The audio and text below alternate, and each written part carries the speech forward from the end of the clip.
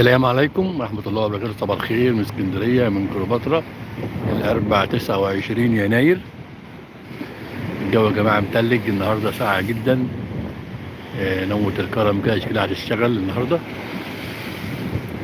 الجو تلج والله، قاعد في الشمس وساقع برضه. يعني الساعة اللي احنا فيها دي ساقعة جدا النهاردة، وشكلها كده هتشتي جامد. هتشتي يعني.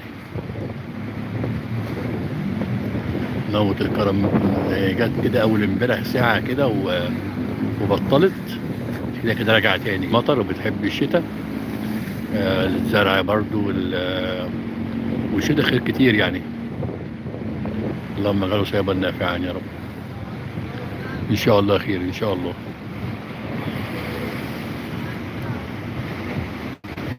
الموج بيعلى بيزيد. البحر امبارح كان فيه انحسار وهادي جدا. النهارده المياه رجعت تاني للمستوى الطبيعي.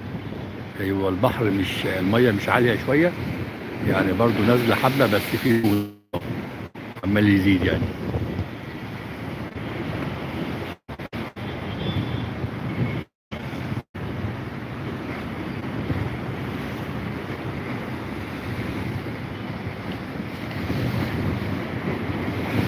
هنا منطقة كليوباترا او بين كليوباترا وسكيبر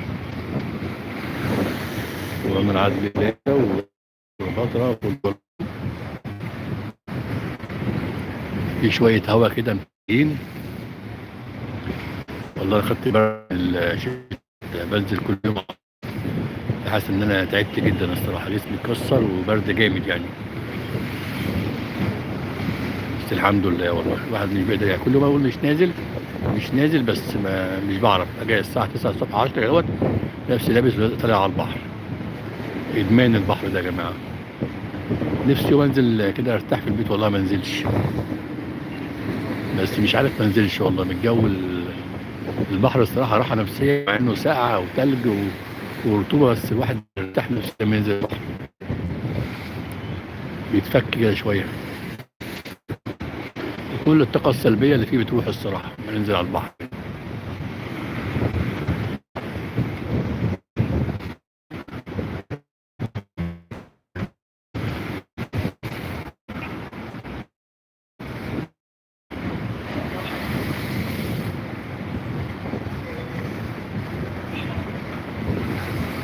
الهواء البحر والموج وريحة البحر كده بتطلع الطاقة السلبية من الجسم. بتدي كده حاجة إيجابية، وبتدي كده الله. الحمد لله على النعمة جميل الصراحة.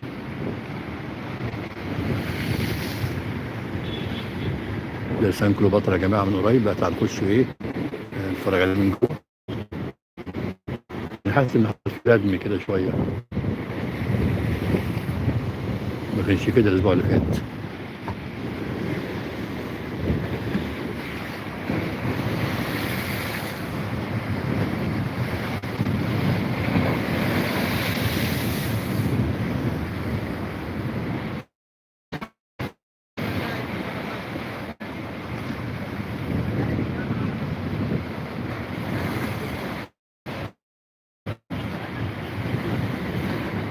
يا رب الصورة معانا، فضل يا رب. دي لا هتشتي جامد دلوقتي يا جماعة. السماء مليانة غيوم، وبحس بتشتي كده، ونصور تحت المطر كده ان شاء الله يعني.